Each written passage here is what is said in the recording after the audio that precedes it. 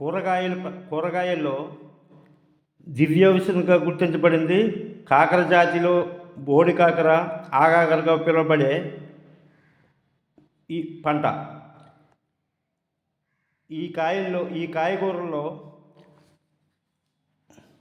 BP, sugar నియంత్రించే శక్తి ఉందని శాస్త్రీయంగా గుర్తించబడింది.